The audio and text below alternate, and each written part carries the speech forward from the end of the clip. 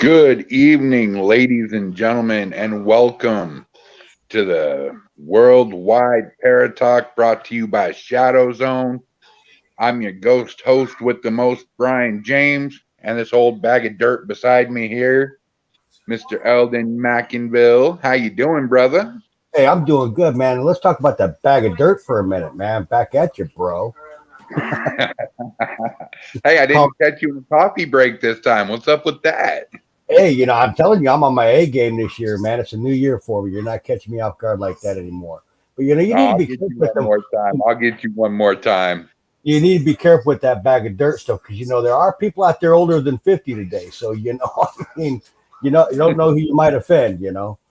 So let me retract that. Sorry, young man. Well, thank you. See, now that's better.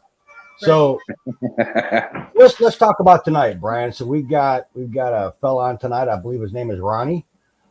He's from the Tennessee Paranormal, and I believe they do ghost tours out there in Tennessee as well. But they do. They do a funeral home. They do jailhouses. These guys go all over the South for investigations. I've been following these guys for quite a while, Eldon, and this team is phenomenal, dude. I've seen investigations. For going all across the Southwest like that, man, they got a lot of haunted history down there. That's fabulous. I'd love to see some of that stuff and see some of the work that they do and see what they've been able to come across. That would be fabulous. Absolutely. But now they're based out of Lynchburg, Tennessee, and there's a few things coming out of Lynchburg, Tennessee. I think it's fabulous. I think it's fabulous what they're doing. And if you take a close look there, Jack Daniels there comes out of Lynchburg, Tennessee. There's a lot of fabulous things coming out of there. So, and see, there's no doubt about it that sometimes things get better with age there, young man. So just remember that. All right. So like you, just like me, I'm a perfect example of that. Well, brother, I can't wait any longer. I think we should bring Ronnie onto the show. Oh, the suspense is killing me. Let's do that, man. Let's pick his brain. Ronnie, Tennessee Paranormal. Welcome, my brother. to the Thank you, guys. Worldwide Paratalk Podcast. Thank you, guys. I appreciate you inviting me to be here tonight. Absolutely. You guys talking. I'm 63, man. I've been doing this for 43 years, so I'm closer to the veil than you guys are. And That's what I'm saying right there, Ronnie. Exactly. You get better with age, don't you? that's it, man. You just keep Like going. a good old bottle of whiskey, just gets better with age. Absolutely. So you've been doing this 43 years? Yes, sir. About 43 years. That is phenomenal. Saw some And you've been doing apparitions this at an early age, before I was and born. it just put the curiosity in me, and kept seeing them as I got up older and working. And I'm like, hey, there's got to be something there. So just kept plugging along at it. Absolutely. Absolutely. So if you don't mind me asking, what was your first experience? What got you into the paranormal? I saw the apparition of my grandmother's sister the night she died. And then a funeral home that I was working in later on, the apparition of the gentleman that started the funeral home in the 1800s. And saw him the first night I worked there. And after seeing the apparitions and everything, it was just on. And back then, we didn't have, all the paranormal programs that were on TV and everything. So it was kind of taboo in the Bible Belt of the South to be, going out graveyards and buildings and everything, messing with the dead, as they called it back then, And all we were trying to do is just, ghost hunting. And it has really evolved over the years. And it's been amazing on the ride watching, going from can you turn the flashlight on to the amazing equipment we have today. Absolutely. It's gone from reels and a microphone to just little itty bitty recorders now, and things that light up, and I prefer the old methods personally. I'm an old school type of guy. I do to an extent. I like some of the new devices. I won't lie to you. I use them, but what I like doing is applying some of the old school to it too. A lot of people today, they watch the shows and they just charge in and start. But old school's going in, and taking your baseline readings and things like that, and seeing exactly what you have. See if you got high EVP, inside from electrical currents and things like that. So, if it's going crazy in one area and you've got it marked, then you can move your meter somewhere else and see if you're still getting results. So, combining the old school with the new school is terrific. Now, do you use your investigative approach when you're doing your tours, Ronnie? On our tours, we do. I put a twist on it. If you guys been on ghost walks before, it's somebody usually just dressed up telling you stories as you go through. Mm-hmm. I recorded the history. There's so much history here other than Jack Daniels with all of his family. We have 350,000 people a year come through here from all over the world, and they come here for Jack. But all the local history was getting lost.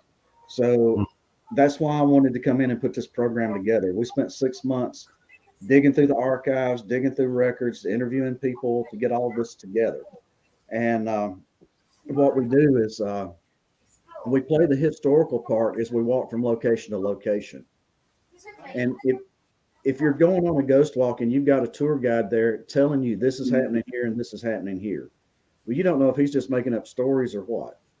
So I put the twist of interviewing the business owner or one of their employees, and they're telling you in their own words what's happening inside that building. And then we turn around and tell you after we investigated, this is what we found. That is absolutely genius. Trying to think outside the box. You're not listening to hearsay, you're listening to actual, them. So it just kind of put a spin on it. And that's what we try to do with Tennessee Paranormal, is to look at things outside the box to make us unique and different. And my hat's off to you, bud. Well, thanks, sir. We try to do. Jan Gregory says, "Hi guys, Ghosting Paranormal. Hey everybody, what's up, Ghosting?" Hey guys, appreciate you tuning in tonight. You got any questions to fire upon, sir? Oh, man, I don't even know where to begin. I mean, this guy lives in like paranormal heaven down there, man. I'm, Oh, you know, I would really like to know from Ronnie exactly what location that he actually does his tours at, what he classifies as being the most active.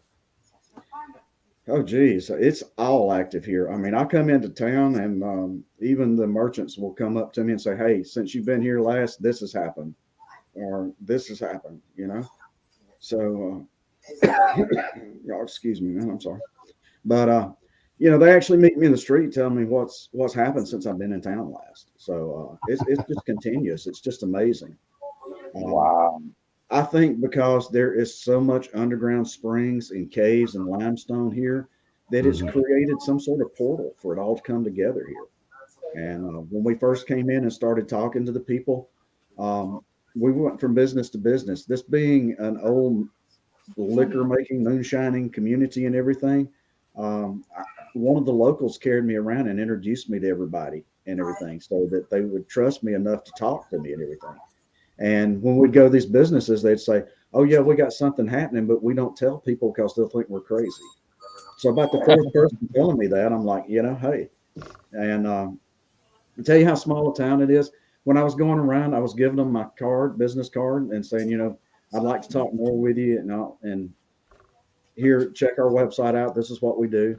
And when I went to about the fifth building around the square here, they said, "We knew you were coming." I said, "How did you know I was coming?"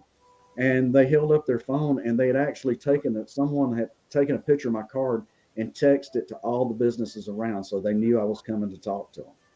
So that's Oh, wow. small town, No doubt. but the people Haunted here are amazing. Um, says hello, Ronnie. Hello, Brian, and hello, Eldon. Well, hello, Haunted Kentucky. Good to see hey, you. yeah, that's my TikTok buddy. We run around and do some investigations, and he does the TikTok and everything on it. We're actually heading Friday to Indiana State Sanitarium to do one there. It's 100,000 square foot and 3 buildings. So we're looking forward Woo. to going there with those guys. Nice. Fabulous. But we do a 2.5 hour walk around town. We have two different walks. We have our regular ghost walk, which is just the 2.5 hour walk and then we have our spirits and spirits tour, which we turned around and tried to think outside the box again, and actually have trademark registered spirits and spirits tours. Since we're in the home of Jack Daniels here, we have a Lynchburg winery and American craft distillers, and we partner with those guys, and we send them over for a tasting or a drink, and then we pick them up and take a tour with them. So that's spirits and spirits. And it's the same price if you did my tour and their tasting. The only difference, we give them a coupon, and by them showing that they booked through us, they give them a free shot glass. So they get a little extra bang for their buck. And Oh, that's cool. yeah, so that's kind of what we're doing there. And then we have the regular investigations. We do public and private. A lot of places only do private for teams, but we want to try to encourage someone that watches it, that has a fascination of it on TV, and give them the opportunity to come in and get their feet wet. Give them a crash course on how to do it, and set up our equipment and take them through, and just let it be their investigation. Oh, you dirty dog. You're trying to give people the paranormal bug. So, well, you guys you run into people that's totally fascinated, and they'll sit there and question you, over and over and over about your experiences. But that's Oh, just yeah. it. I tell them, I said, that's my experiences. I can show you videos, I can show you, give you audio, all that all day long. But those are my experiences. When you come out and you go out and you find that, then that's when it becomes your experience. So we Exactly. encourage them to come have their own experience. So when you're actually going on to Ronnie's website for Tennessee Paranormal Tours, there, what you're looking for is something like this here, guys. This is what spirits and spirits look like. Wow. Excellent, Absolutely. excellent. That's fabulous. That's genius. Yeah, and the craft I distillery gotta is give amazing. you They've got some everything from props. rum and bourbon to they have moonshine, holler shine, and my favorite muscashine, where they take the muscadine grapes and like they make muscadine wine with here in the South, and combine it with the the Southern moonshine, and you can't beat it, guys. Mm-hmm. And how much is that for you to send me a jar? I'll check with him quick. I'm telling you what, Eldon, I'm not coming to Arizona no more. I'm going to Tennessee down here with Ronnie, buddy. Absolutely. That's No worries, I'll get my little pitch tent. I'll throw it in the backyard, you know. Just kidding. Just bring you, I told everybody when I came here, I told my wife, I said, I may never come home, honey. They have whiskey and they have given me the key to the jail. So I feel like Otis Campbell and Mayberry. I've got a place to sleep after I get drunk, right? So, but believe it or not, I don't drink that much. I drink socially, but I don't really, tie one on. But well, Jack Daniels is going on 150 years old, I believe, ain't it? 1875, am I right? Yes, sir. Founded in 1875 by Jack Daniels himself. And I'll give y'all a little tidbit of information there. Everybody knows him as Jack Daniels. Do you know what his original name was? You got me. It's Jasper. He left home, ran away, came back in a three-piece suit and became Jack Daniels and sold Gentleman Jack whiskey. So, who's going to buy Jasper's whiskey, right? Gentleman Jack. Right. But, That's history. and they've been great around town here. Very nice. So with you going all around the South and investigating, I have to know what are some of your favorite spots that you have investigated with your team? Oh, geez. We just, a couple months ago, we were in St. Albans Sanitarium in Virginia. It was really good. Enjoyed that one. Those guys that host that are just great people. We went to Waverly Hills. I like Waverly Hills. I used to work with a group when I first moved up here. We did Civil War battlefield in the Battle of Spring Hill and one of the plantations over there, and did tours and stuff through it and go through investigations there like we're doing in Lynchburg. Our team is the only paranormal team that is a contract vendor for the state of Tennessee as a paranormal team. We had a state park in my hometown of Chapel Hill here, and park ranger came to me and said, "Hey, you still doing that paranormal stuff?" And I said, "Yes, sir." He said, "Well, do you think you could come over here to the park and tell me if me and my guys are crazy? We actually have something going on." And I was like, "Well, what do you got going on?" So he started telling me about going into the hotel and the inn and everything, to rooms that weren't booked, on floors that didn't have anybody on it, hearing people arguing, doors slamming, switchboard lighting up with nobody in the room, and they'd go with guns drawn and find nobody in there and call the phone company, and they'd clear the lines and phones. And so we went in and spent about 6 weekends in there and sat down for the big reveal with him, and actually showed him some footage that we had and everything, and some audio and video that we had. So we actually found that the 37th governor of the state of Tennessee still haunts the place. He's buried there on the property. So you were just talking about sharing some footage that you guys found. We got some footage here that you guys captured.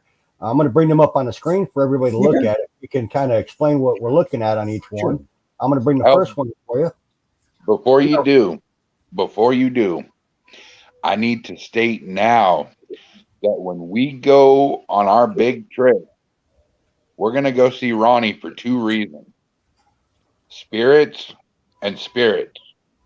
I like that. So in the right spirit of mind here, let's go ahead and begin with the photographs.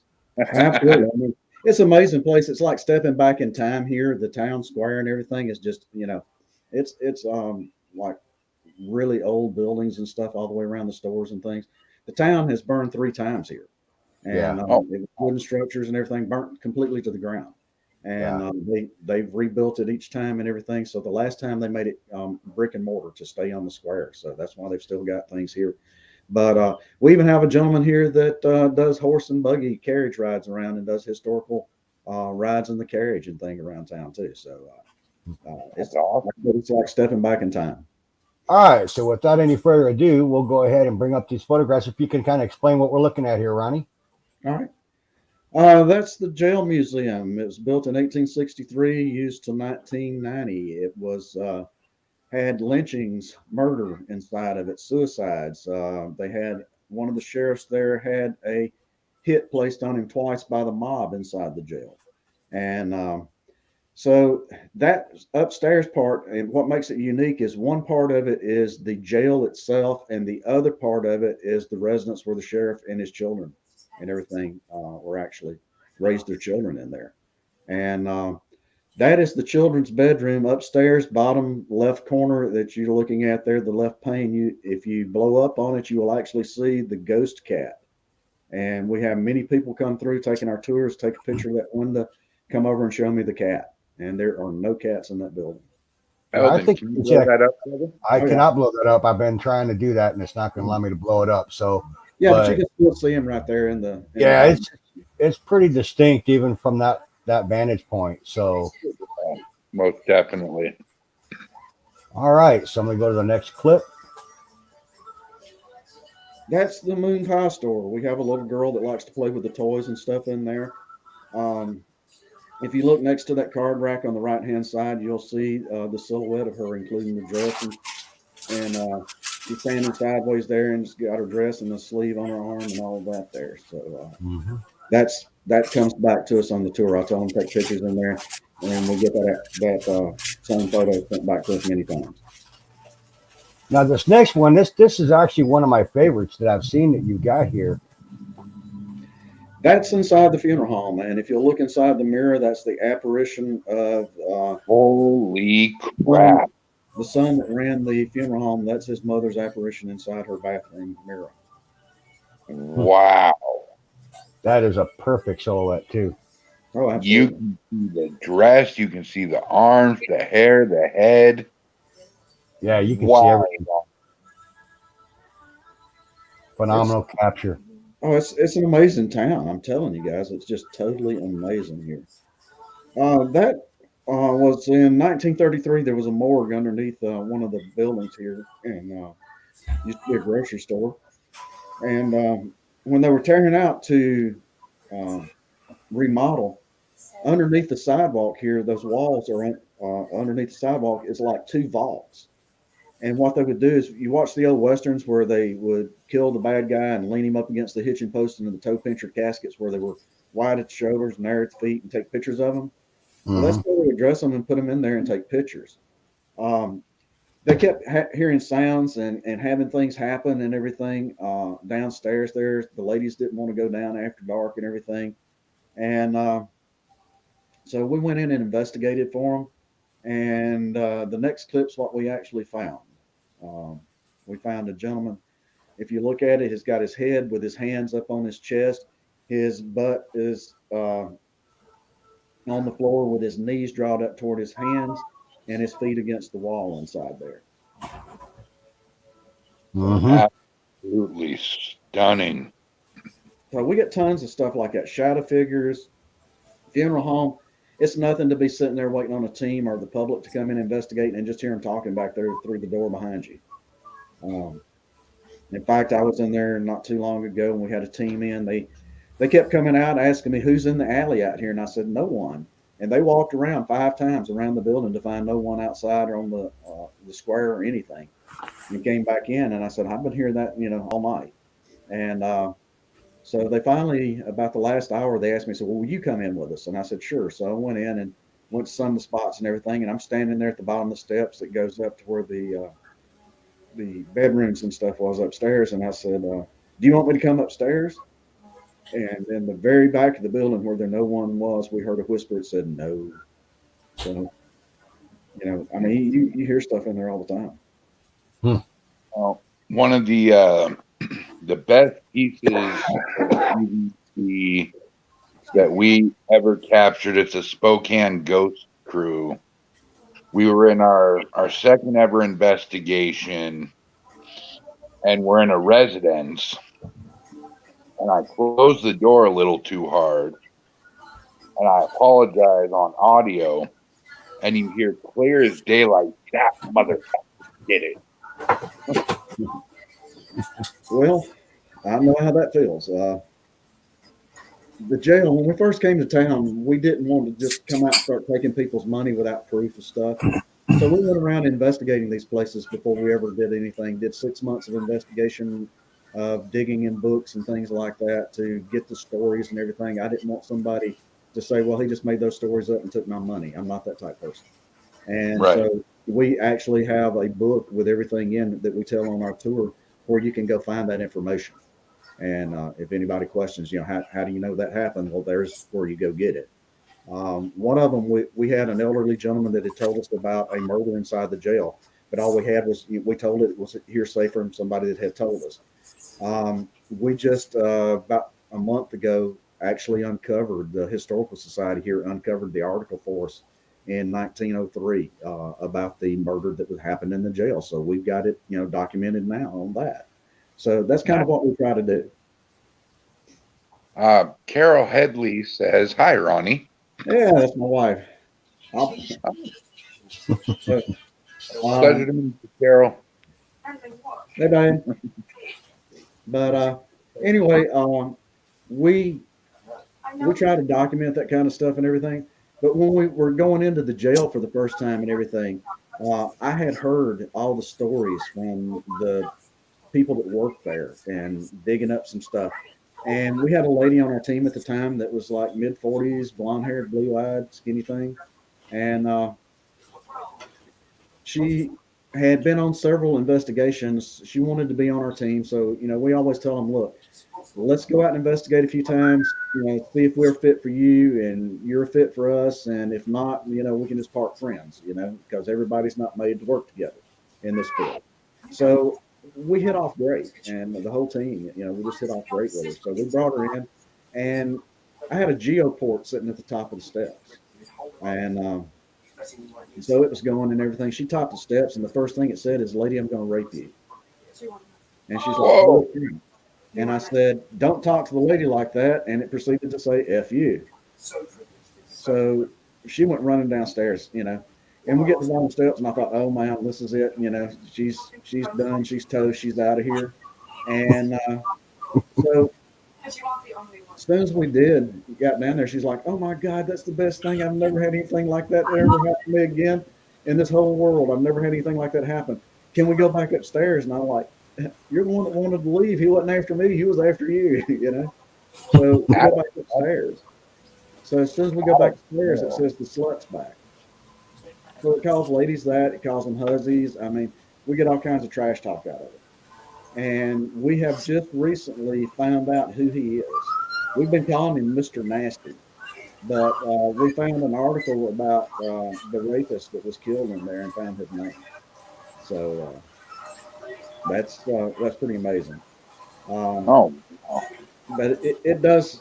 It talks to the ladies like that all the time. Got another little lady that came into town and with her family, and they're like, "Here, take her." And I'm like, "Okay, now what I do with her?" And they're like, "She's all into this kind of stuff. She needs to be on your team." So I started interviewing her, and I said, got the question, "Well, how old are you?" And she said 17. I said, "Ooh, wait a minute, Mom and Dad. We go out of state, cross state lines, and with a minor and all this kind of thing." They're like, "It's okay." And then I found out that she was already in college. She graduated high school, already in college, and just very mature for her age. So we put her on. Her mom's on the team now too, and so that's Katie Armstrong and her mother, Shelley Hughes, and so they've been a great asset. But when we carried Katie to the jail and everything, um, it called her a little bitch, and she's like, "Oh my God," and went running downstairs. And I thought, well, there goes Katie. And outside calling her mom. "Mom, you're not going to believe this. This is what he called me. I got to go. I got to get back upstairs." And I'm like, "Okay, well, Katie's going to be a keeper." And then we got another lady that works for us, Jennifer Johnson. There she is, saying hi, guys.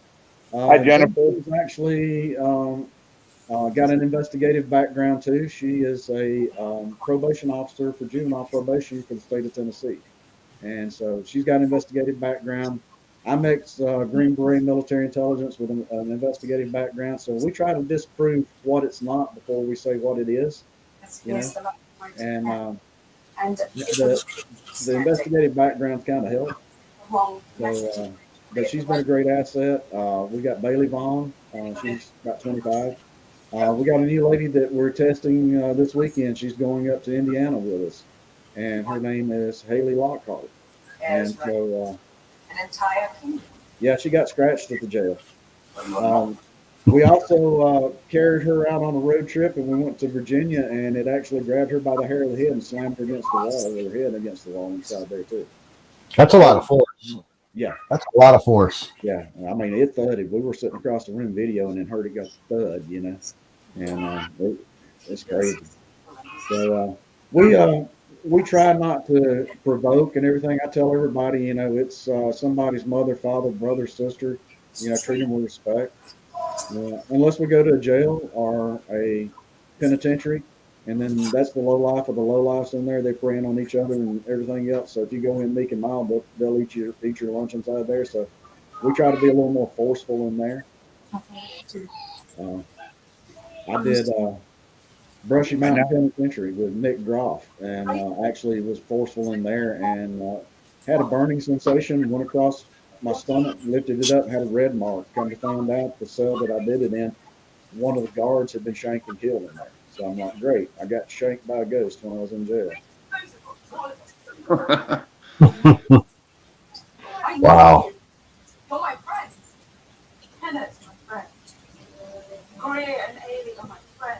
Did we lose Brian?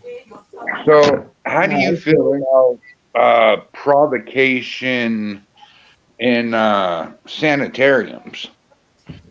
I mean, in a sense, you got the low lifes of the low lifes in there, but at the same time, you have women that are like angels but have the mental disease. How do you go about handling that? Well, the area that she got hurt in was where the most violent ones were. That was the area we were in. I've got video footage of the little light up footballs that you hold in your hand. We were in an area where the children and I were, and I'm like, if you want it, you got to take it out of my hand. And all of a sudden it lit up and it flew out of my hand and went under a bed. And then we got it back, put it back in my hand. I said, okay, if you want it, you got to come get it again. It went right to the same spot under the bed again. So, we have the Boo Bear that we set up and use with the kids and stuff. They like to interact with that. Cat balls.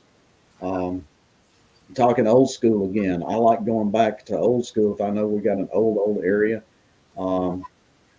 Don't use the new stuff, for trigger objects. Use a Raggedy Ann doll or a little teddy bear, or, a spinner top, something at that area that they recognize, not something new today. Blow up balls, little punchy clowns, from the 60s, 50s and 60s. But just kind of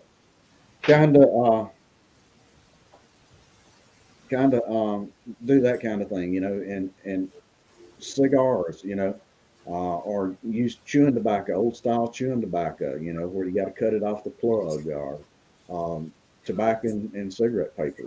Just something that you can actually let them relate to. Okay, so if you're going into a sanitarium like Waverly Hills, you want to bring kind of like the light up toys, something that the kids can get along with, some older stuff for the older gentlemen. And then what about the people that right before it closed down? Is that when you would recommend maybe some of the newer tech equipment? Sure. Just depending on what area you were in and what time frame. I mean, at Waverly, they can tell you some of the records of who was where, so the time frame they're in. I'm sorry, guys. So would you recommend maybe like taking REM pods and kind of sitting them in the kids area and the newer area, and then the older areas kind of put in, like maybe cameras and that clown like you were talking about, or maybe an old car or something like that? Old car, even scents and everything. Put on a handkerchief. Put some Old Spice, or some older perfume, the floral scented perfumes and things like that. And leave the bottles there open and things like that. Like I said, that's going back old school too. like I said, when I first started this thing, it was kind of taboo down here. So, you'd run into somebody every once in a while and they're like, are you a ghost hunter? And like, yeah, that's what I'm doing. And we kind of compare notes and everything, where you been? What have you get? What did you see? What did you hear? And that kind of thing. Yeah, Jennifer plays music, of that time period. And that's another thing to do. But it's that kind of thing. I mean, something that they relate to. But then, after Taps came out and everybody wanted to be one, that was one of the best things that ever happened to the paranormal field is, when it started, Taps came out and came on TV and everybody just amazed with it. So, One of the things that I feel is almost necessary if you go to a cemetery with children. Either read a children's book to them or come up with a story off the top of your head that maybe they can relate to. And I mean, get your team together and walk in a circle and start saying, hey, ring around the rosy, or Mother May I. Some of the old games that the kids recognize, And if you guys come down this way, there's one place that's about 46 miles from where I live, and it's in Huntsville, Alabama. It's called the Dead Children's Playground, and you guys can go look that up. One of the oldest cemeteries in the area is right there at the parking area, and then you go down, and it's kind of like a rock wall around it with seesaws and swings and things like that there, and merry-go-rounds. And at night, from like midnight to 3 a.m., you can hear children laughing. You'll see swings swinging independently, not like they're blowing with the wind at the same time. They're going different directions at the same time. See the merry-go-round go around and things like that. But right there at the parking lot at the older section is the children's burial area. So, that's why they call it the Dead Children's Playground, because the dead children are right there. You just touched on something, Ronnie, that I have found in my history and experience in investigating. A lot of the activity I catch is between midnight and 3 a.m. Do you find that that's most common with the investigations you've had? Oh, absolutely. I mean, I have people come in. We open up the jail at 8 p.m. so that they come in, get set up, and kind of get started, and get a walkthrough of the history and all that kind of thing. And then sometimes around 11 o'clock, they're like, well, it's dead. I'm like, give it a minute, because it usually ramps up between 12 and 3. I mean, we get some stuff, at 9 and 10 and 11 o'clock because it's so active. But at the same time, it really ramps up between those hours. Just really takes off between that 3 hour time period. Oh, absolutely.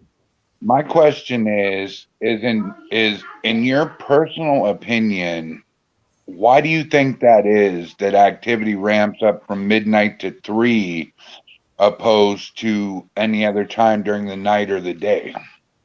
The only thing I can figure is probably during that time period and time frame, it's like it's the thinnest hour of the veil, because we're actually trying to look behind the veil to see what's back there. So I think it's the thinning of the veil during that time period. So you don't think it has to do anything with like the witching hour or anything like that? No, I don't, but I do believe, after 3 p.m., I think you can get in some bad stuff. And if you don't know what you're fooling with, you don't need to be out there doing it. I have seen some bad things after hours. But there again, I tell people don't deal in it, don't dabble in it. I was a paramedic and a funeral director in Alabama. When working in the funeral home, I told you guys the story of that. But I had a priest that came through, and he says, I know you're not Catholic. He said, but he saw me reading an article. And he said, I know you're not Catholic, but if you're going to fool with that stuff, you need to come spend about 8 weeks with me. So I went down. He said, the Catholic Church still does exorcisms and everything. And this was the time period in the late 80s, early 90s when they had a shortage of priests and was actually taking married men into the priesthood. And he said, I know you're not Catholic, but if you'll come spend time with me, we will sit down and teach you. So I spent 8 weeks with him and learned a lot of the stuff. I've got books on exorcism. I've got, holy water crosses. I've got rosary that was blessed by the Pope, and, all kinds of stuff. And we do go out occasionally and have to deal with it. But I can count on two hands, how many times I've actually had to deal with something bad versus what we have good out there. What has what's the worst you've ever dealt with on the bad side, if you don't mind sharing? I was I was on Dave Schrader's Beyond the Darkness radio doing. I'm Native American descent, so we were doing the thing paranormal from a Native American perspective, and so we were talking on that. And this gentleman in Illinois had picked it up, and he called me and asked me would I do a podcast with him, and so I did. And there was a lady in Kentucky that listened to him and everything, and to me, and she reached out and wanted to know if we would come to Kentucky and take care of some problems that she was having. And so I got to talking to her, and she was laying beside her husband at night, paralyzed, could not move. She had uh, scratch marks, 3 scratch marks straight down and across her breast when she'd get up in the morning. And then it started pushing her children down. So we went up there and dealt with that. Um, anytime it messes with children, it's to me, it needs to be dealt with immediately. Absolutely. If you'll excuse me, gentlemen, I will be right back. I just have to use the powder real quick as the So Ronnie, so what have you guys brought out this year that's new from last year? Anything you got new this year as opposed to last year? Well, we came up with the pandemic and everything that with the spirits and spirits tours, but we're working. We just acquired the funeral home right at the end of the year, so we're looking forward to bringing that in and giving people the opportunity to book that and use that too. But we got our sights on a few other things, bringing in some more people on our team. Mm-hmm. We just started TikTok, and about 3 weeks we were up to 1,200 people in 3 weeks on TikTok. So we're looking forward to coming and going live this week, this Friday, and then working on trying to get a YouTube started. So we thrown a couple test videos out there, but we've just got to build our network for YouTube. But That's outstanding, man. So I'm looking at your website here, and it tells me I've got an option of taking a tour type. It says custom or private tours. Can you explain that to me? Well, custom tour is, we'll customize it to you. If it's on a day that we're off, and you're in town, we'll do something special for you. Private tours is where we do a public tour and a private tour on the investigations. Mm-hmm. The public tour lets me know that it's John Q. Public that's never been out before, doesn't have any equipment, and lets me know to bring my equipment in, and I'm going to sit there and teach them. Mm-hmm. And then the private investigation lets me know that you're a team and you've got your own equipment, and then all we got to do is under our contract with the places that we investigate is we have to have one of our team members or two of them inside the building when we investigate. So that's kind of what we do there. We really enjoy bringing the public in and giving them an opportunity to do what we get to do as professionals out here, guys. Mm-hmm. absolutely. And I would like to throw up as well. We have a Facebook group page, Global United Paranormal Foundation, and please feel free, Ronnie, to hop over there, join our group, I'm and already in there. Oh, perfect. Well, I then might be feel going into our group. We have a Facebook page, but we had to do a page to get a group. We don't do a whole lot on the page, but we do have it's Tennessee Paranormal Ghost Tours group, and we've got about 4,000 from around the world inside there. Mm-hmm. So that's kind of what we got going on that end of it.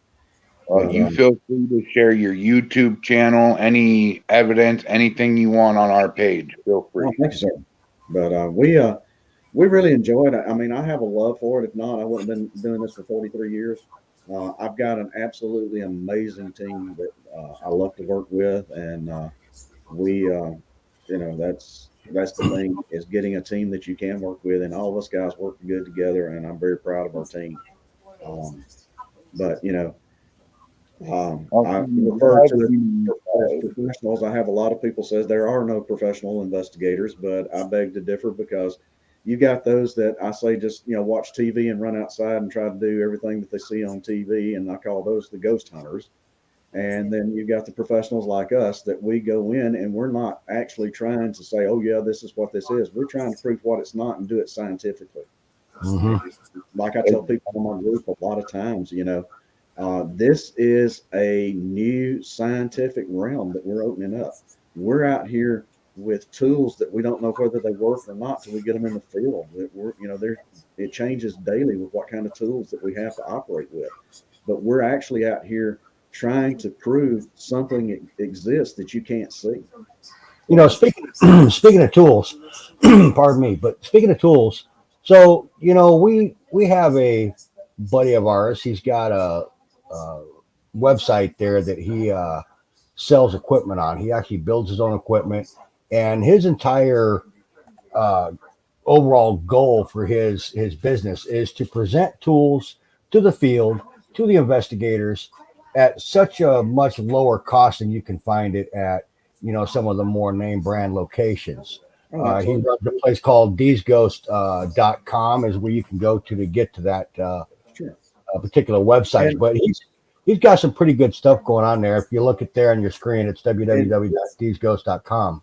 And if he wants to send us one or two little things, for us to use and teach people with and promote him, we'd be glad to do that and incorporate that in and tell him this kind of stuff. So if he wants to do that, I mean, I've got some people that actually send us some equipment, sometimes to do that.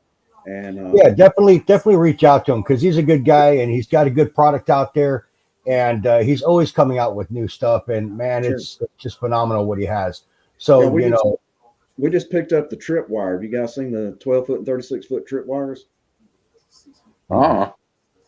Okay, it's K2 meters, and they're lights, and they're oblong, and they're on 12-foot wire. So what you're doing is you're laying it out on 12-foot or 36-foot. So if you got a long stage or a long hallway, you can lay it down through that hallway and everything to get K2 readings. And the little and a paralight where the lanterns that you pull up and it's got the light. Well, when you pull it up, this is a K2 meter. You set it out there in the room and everything, and it lights up different colors up it, and also checks temperature. So really, it's paralight and trip and K2 tripwire. Nice. And if you guys are looking for another platform as well, it's strictly for paranormal. It's called parapost.net. That's where you find it, but it's called the Parapost Network. Oh, awesome. All you got to do is go to Google Play Store, download the Parapost app, and it is identical to a Facebook, but strictly for the paranormal. There is no drama, no naysayers, nothing. It is a beautiful platform. Hang on, Brian. Let's say it again. No drama. No drama. That is amazing. A lot of that. You run into guys down here that holler para-unity, and then they don't want to do para-unity. You get them that they get jealous of what you're doing, and try to he does this and he does that and he stages it. Yeah, you just get all that kind of stuff. But I like we go out with the Haunted Kentucky that was here a while ago, and Unearthing Paranormal, and a couple other groups. And we really enjoy going out working with these guys, hand in hand, and it's great to be able to do that, Oh, absolutely. And we're also para-unity ourselves. Absolutely. We would find it fascinating to work with you guys and Kentucky, and absolutely. If you guys will give us a heads up when you're coming, we'll try to find some place that we can take off to. Absolutely. And you guys head out here to the west. I don't know if you guys come out to Arizona, but definitely look me up, man. I can help you out getting into some places and check some stuff out over here too as well. My wife turns around and tells me a lot of times, like, okay, so you're planning vacations around paranormal again, aren't you? We went out to Yellowstone, and I was like, honey, we got to bypass Yellowstone for 3 days. She said, where we're going? I said, we're going to Cody, Wyoming, and stay in the Irma Hotel. So Yeah, but you got to plan around the investigating, man. I mean, it would be a trip without it, you know. I cried for 3 days. We had a cruise booked right as Corona hit, and they shut down Los Angeles and everything.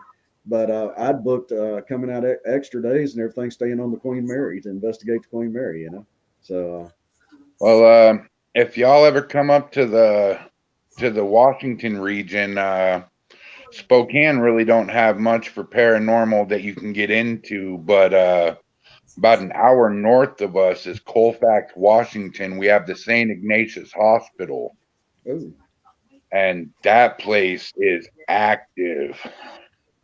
I bet you guys got a lot of Bigfoot hunters out there, though. Oh yeah, Mhm. There you go. we have on Saturday Bigfoot enthusiast Charles Howard Johnson. We were talking about starting a Bigfoot team. Oh wow. I believe in Bigfoot. I've seen Bigfoot. Nobody believes me, but I have seen him crossing a road in the middle of the night. Oh, absolutely. That some bitch was about 10 foot tall. He looked at me. I slammed on my brakes. Within 2 steps, he was halfway in the wooded area, and I sped off. So Brian, so one question for you, man. So does Bigfoot exist? No, not at all. Okay. I just want to get that clarified. Absolutely, Bigfoot exists. Oh yeah, I mean, you know, there's legends out there that like even like I'm Cherokee descent, so we've got the little people legends and stuff, and Mhm. they actually exhumed some of the old cemeteries, burial grounds, and found little people buried in the same burial Mhm. ground and stuff. So there's a lot of Oh, legends and stuff that they talk about that's actually true. You know. so what are some of your legends down in Tennessee? Like up here in the Northwest, we have the Bigfoot and a few others. But what folklore is down in Tennessee? We still have Bigfoot and stuff down in here. I mean, the mountain people. I mean, you Mhm. get to the east side, you got the Appalachians, so you got a lot of Appalachian stories and stuff in there. You get into Cherokee, you got the serpents, you got the Spearfinger witch lady. I mean, you got tons and tons and tons of native and Appalachian folklore in the area. You know, And my then grandmother, she lived in Charlotte, North Carolina, and she would tell us with the little dogs, you'd have to be careful of them in the backyard because you wouldn't know what would come take them. Either the hawks or Bigfoot would come take them. or the So, little people.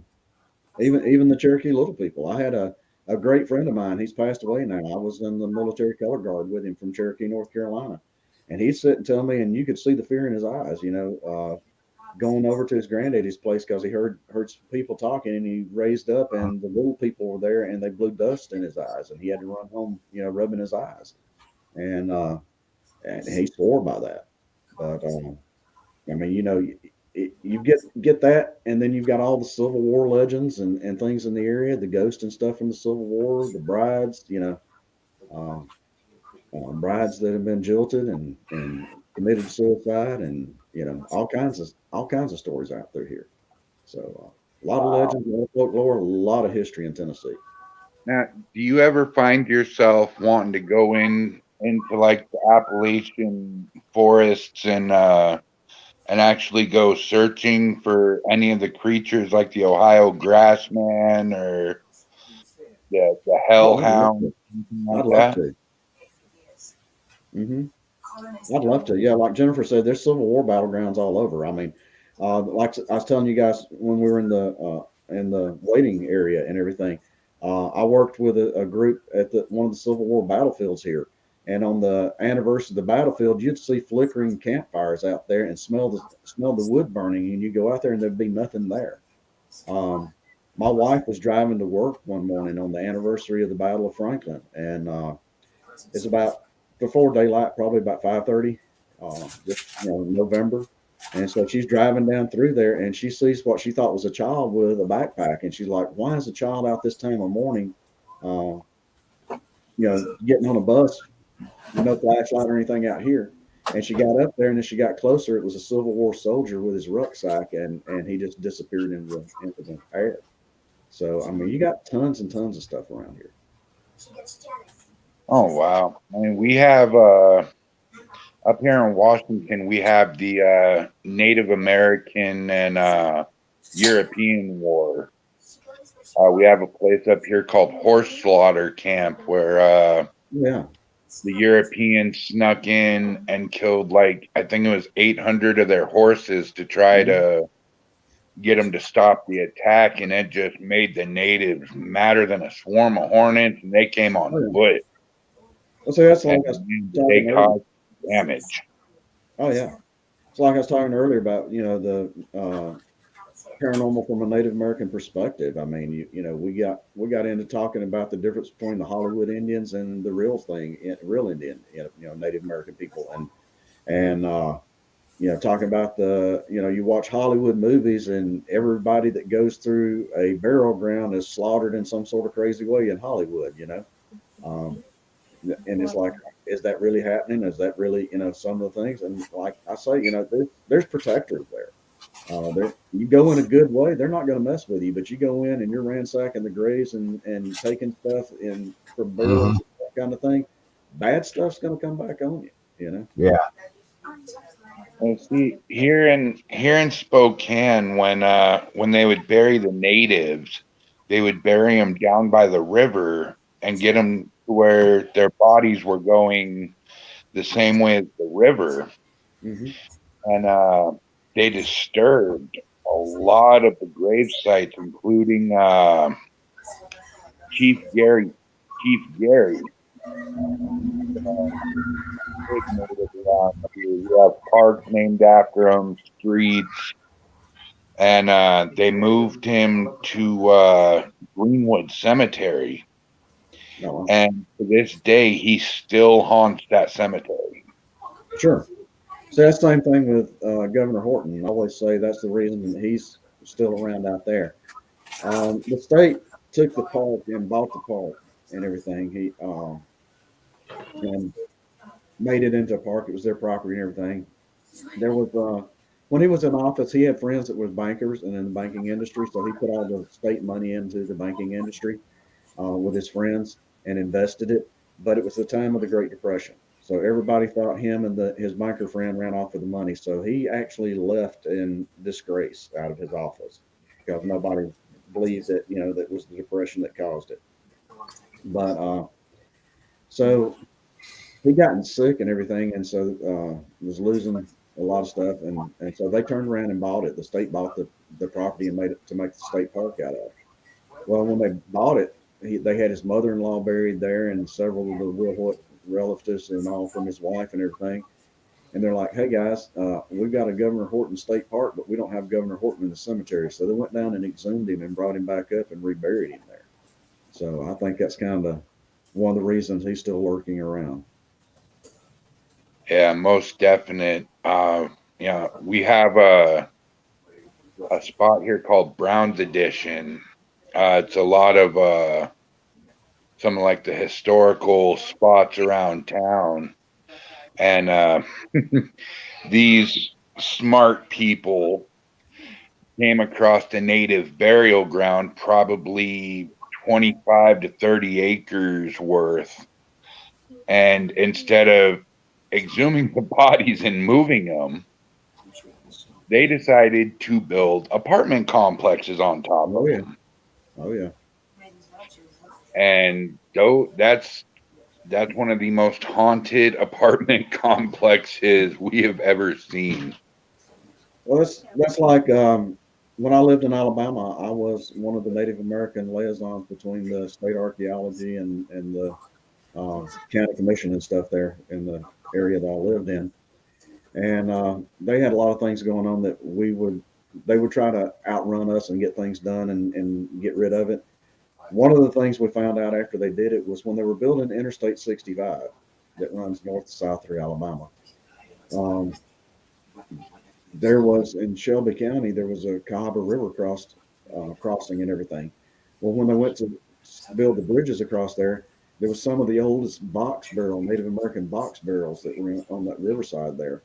And so instead of calling anybody and moving it or seeing what we want to do or re-go around it, they just bulldozed it off into the river there. Mm-hmm.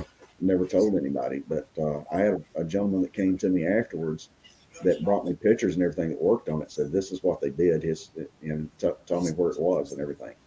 But to this day, they've had fire crashes on it. It's a straightaway. They've had fire crashes. They have people go off the bridge into the river and things like that, and they can't explain why. You know, it's not raining, it's not iced, it's not slick. It's just a perfect sunny day, and they have all these, you know, catastrophes happen on that bridge. I'm like, yeah, there you go. I mean, you know, you messed with the dead. That's the repercussion from it, you know. What is a feral box? They would take old stone slabs and things like that and just, you know, build a chamber to put them up in. Native barrels around here, they would drop them in trees.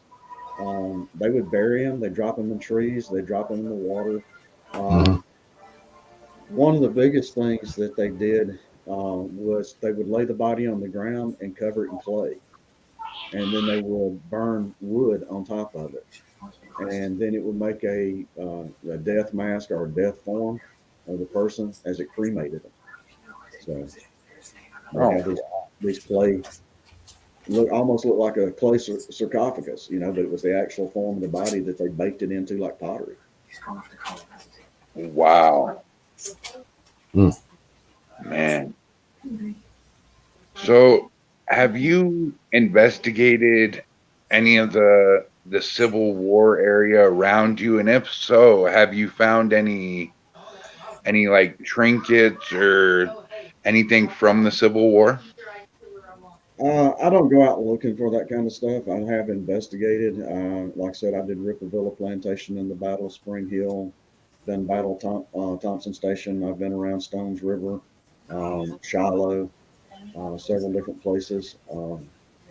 You know, Stones River was just this past December 29th and 30th, I think it was the anniversary of Stones River or Battle of Murfreesboro here in Tennessee.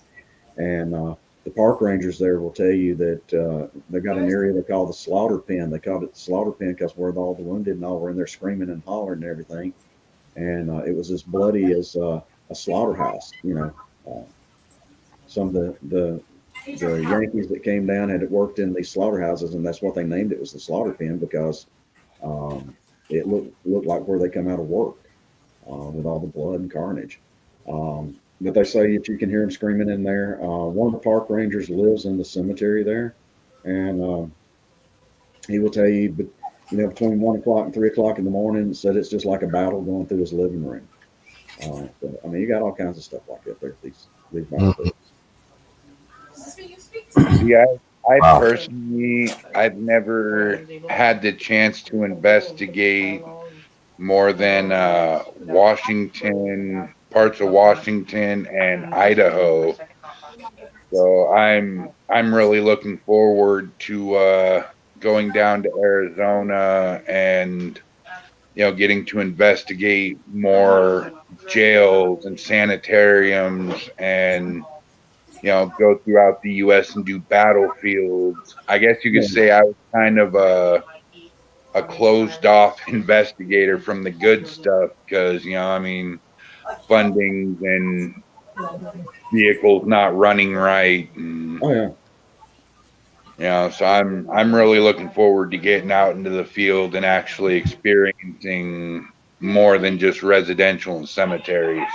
Yeah, I like residential. I mean, don't get me wrong. You know, we get a lot of calls for residential, and I like residential and helping people. But I like getting there and getting my feet wet in some of the old jails and sanitariums and things like that. And you know, I'm not knocking anybody, but you go out, and a lot of times that, you know, a lot of these places will host like you know, all the people from TV and everything, and they'll oversell it. You know, they'll put all these people in there to go do an investigation, and you spend $300 or $400, you know, with your ticket, meet and greet, and hotels and food and all this kind of stuff and travel. And then you go in there and you can't get any evidence because everybody's so starstruck and, you know, talking and all excited. And so I'd rather go out and get with groups like we do and rent these places and do privates, you know. And you see, I love my residentials. I love helping people. That's why I formed my paranormal years ago. You know, I mean, there comes a point in time where residential just become kind of routine, and you do cemetery so much you burn out on them. And then the only other place you have to investigate's an hour up the road, and they're charging almost $1,000 a night just to investigate. Yeah, You get same that here. feeling like you're stuck, and you just want to do so much more. Right. But then you get people too that watch it on TV and they want their place to be on it and everything, and they just call you out for no reason. And Oh we yeah, kind of got a system that we do where we'll go in and like I'll call them and make contact and I'll ask questions and everything, and like I'm not trying to offend you or anything, but does anybody in your house have an alcohol or drug problem? Are you on any kind of controlled substances or anything? We go through all of that, and try to pick up that. And then we ask questions and then turn around and see if, wait a few days and have another one of our investigators call. And then they turn around and ask questions and things, and we compare them and see if we get the same answers, because sometimes if they're just wanting you to come out, their stories change a lot. So, exactly. We had a couple from Coeur d'Alene, Idaho, call us at about 2 a.m. saying dishes are being thrown, there's banging on the walls, there's moaning, there's yelling. So, of course, without thinking twice, I wake up my entire team. We grab our gear. We're out there by 4, and the neighbors of theirs are outside. And I mean, they're almost in a fist fight between male and female. So after it calms down, I asked him, I was like, hey, I don't mean to be disrespectful, but were you guys throwing dishes around and everything? Oh, yeah, we were throwing dishes. We were throwing each other against the walls. And oh yeah, I looked at the other people and they just kind of looked down and kind of shake their head. And I was like, okay, investigation done. It's your neighbors. Good night. exactly. And I tell them, your cell phone now, you can download a recorder. Leave it on at night. Send me the audio of what you're hearing. Or same thing with video. You can pick up a cheap $29.95 little camera, nanny cam, and shove it in there and put it on at night. Send me that. Let me look at. Let me see what you're looking at. Because a lot of times, it's dust. It's orbs. They keep seeing orbs on the cameras and things. It's dust or it's insects. Yeah. Haunted Kentucky says this is a great show. Haunted Kentucky, we are actually looking for more podcasts to do. So if you are interested, please hit up myself, which is Brian James on Facebook, or Eldon Mackinville, and we can get something going for you guys. Oh yeah, they're great people. And you'd really like doing a podcast with those guys. Now, Ronnie, have you yourself ever lived in a haunted house? I have. I've lived in one that when I was out in California, I'm pretty sure that's what we had going on out there. But Now, I lived in El Centro, which is out in the desert. A lot of old prospecting camps and things like that around there. A lot of stuff. So we we lived in this haunted house a few years ago. It was my family, my wife, my 2 kids, my mother, my sister, her boyfriend, her 2 kids, and my brother Rick.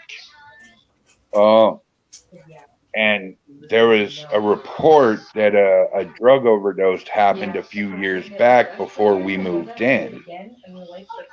But man, we would either bring stuff home or like they were there, because my brother had just got back into the paranormal again, and we're doing what we call a mock investigation, which is just practicing. And you can hear my brother-in-law and his kid out there talking, and we're going through it, and we go over the EVP recorder, and you can hear clear as daylight, enough. We had to listen to that about 25, 30 times. It was so pronounced, rough, and just phenomenal. You can skip today. I've actually got some audio where we were working at the Civil War plantation, and I tell you, I treat them with respect. So I went in and good evening, Mr. Miss Jared, Miss Reeve. This is Ronnie. Been in your house many times tonight. I brought some guests. I hope you'll come out and talk to us. If you're asking me questions and everything, I can't hear you from the room you're in. I'm not trying to be disrespectful, but when I play my recorder back, I will hear it and I'll come give you your answer. So we're lights out, and it's a stairwell going up, and then goes up another stairwell to a landing. So I'm standing on the first landing and with a flashlight and leading people up. This lady asked me a question, and as soon as she asked me the question, the EVP we caught was high running. So do you have any upcoming investigations, Ronnie? We're going to be Friday. We will be in Indiana at the State Sanitarium there. So that's your next one coming up. Is that State Friday Sanitarium? night. Hopefully we can get there. We've got a big snow and ice storm coming in the next couple of days, and we're looking at 9 degrees on Friday here. So we're going to try it. Yeah. It's funny you mention that. Spokane, we have a big storm coming in too. We're supposed to get 8 to 14 inches overnight. We got 7 inches Monday, and then it disappeared yesterday and today. And so we're looking at tomorrow. We're looking 4 to 5 inches here tomorrow. So us people from Phoenix, we're not used to snow and stuff. So we have fairly warm weather year round. As it gets pretty hot at the time. But we've got an investigation a week from this weekend coming up at a place called the Museum Club up in Flagstaff. Now Flagstaff's pretty cold country to us. You're up in the pines and got snow up there, but the building goes back. I'm not sure what the history is of it yet. I'll be doing the history of it this coming week. But I got a couple photos of it if you'd like to see that. This here is the Museum Club, how it looks today. And this is the Museum Club back in the day. Oh, wow. Yeah, so there's quite a bit of claims there, although I try not to pay attention to the claims so much. I try to go in there to see, what I might be able to debunk, really, if I get any claims. Otherwise, it's not haunted until I can figure that out for myself. But it's going to be pretty cool. Oh, absolutely. You get over toward Tucson or the Birdcage Theater over there. Yeah, we've definitely been there. Tombstone, been in and around the Birdcage. Of course, OK Corral. I've done the Shufflin' Hall there on Fremont Street. Campbell and Hatch's Saloon, which is now the Red Buffalo, where Morgan Earp was killed, ambushed there in the back. While he was playing pool with Wyatt Earp. That building is still original. The Birdcage is still original. A lot of that's still. Shufflin' Hall, that's original, but as almost every town back then burned down quite a few times, and Tombstone's no exception to that rule. They did too. So I think Jerome itself too, Jerome, Arizona, it burned down many times and completely burned down altogether 3 times when they made it finally city ordinance that they couldn't build with wood anymore. It had to be brick and mortar. Yeah, same way here. That's what happened here. But, yeah, I was down through Old Tucson, Sonora Desert Museum, places out there when I was in the military out there. But talking about the Birdcage Saloon, there's a lady I went to school with, and she actually moved out there and she performs there. She goes by Nickel Nancy on stage there. So get back out there, look for Nickel Nancy. If I see her, I'll mention you.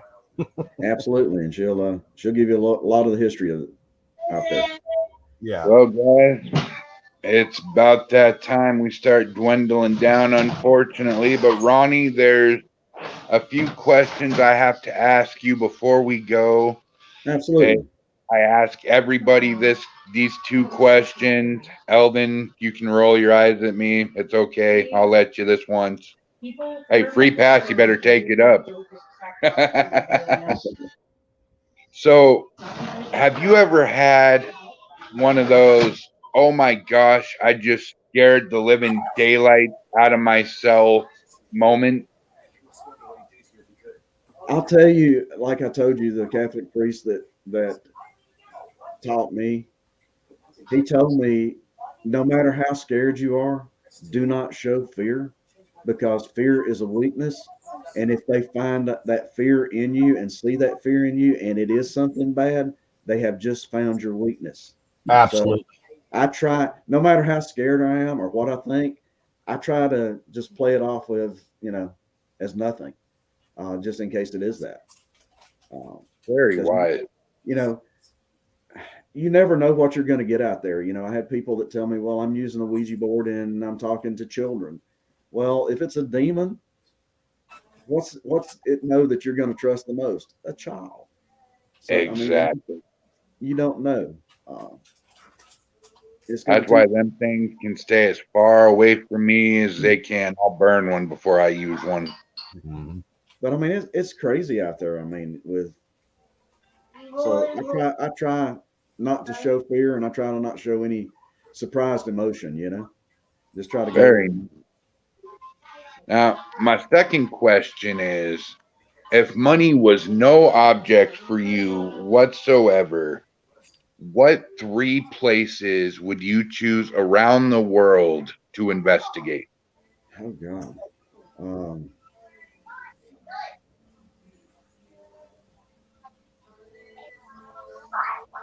Uh-oh. I think I we stumped. would. While we wait. That's funny. I would have to say some of the prison camps in Germany. Ooh, that's a Awesome. good one. Um, that would be interesting, I think. That's a good Absolutely. one. That's a good one. Some of the castles in England and Ireland, you know, Mhm.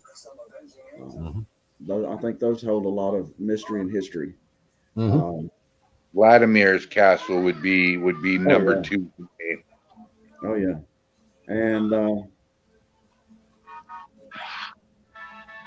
I'd say the Great Pyramids in Egypt. I would like to be able to get in some of those and actually do some investigating there and see what Wow. kind of activity you got.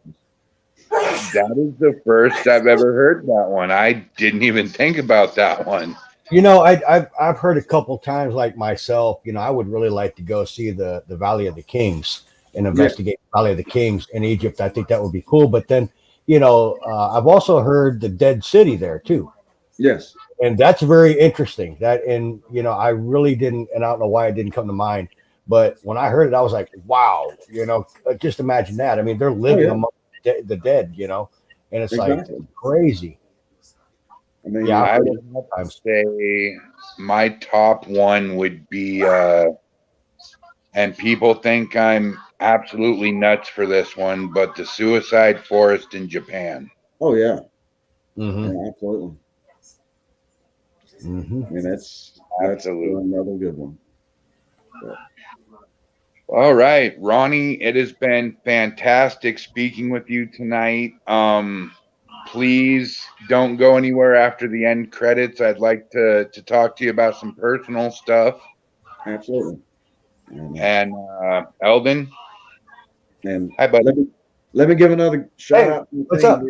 They're an awesome bunch of guys. So appreciate my team. Oh, definitely. Absolutely. And you go ahead and tell all the audience how to get a hold of you guys. You can book our walking tours or our investigations by going to TennesseeParanormal.com or TennesseeParanormal.net, either one.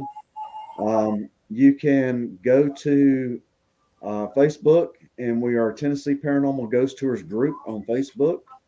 We are on TikTok as Tennessee Paranormal, and same thing on YouTube. And I'll post some links on you guys' page later. Outstanding. Perfect. Well, Appreciate Ronnie, that. we're gonna go ahead and put you in the backstage area. Like I said, don't go nowhere. We'll be in touch in a few. Thanks, guys. Appreciate you. Thank Hey, you. Ronnie. Take care, buddy. Yes, sir. Wow, That that was guy's amazing. definitely fascinating. All right, so I'm gonna do something here because I'm getting kind of tired of looking at your ugly mug there. That's a lot better there. I like that. So listen. You know that really hurts my feelers. Yeah, I'm sure it does. I'm sure it does. But got to do what we got to do, right? And for everybody that's watching, if you want great equipment, customized, or just regular equipment at a great price, please visit Jesse at TheseGhostcom. Right down there on the banner, you can see it.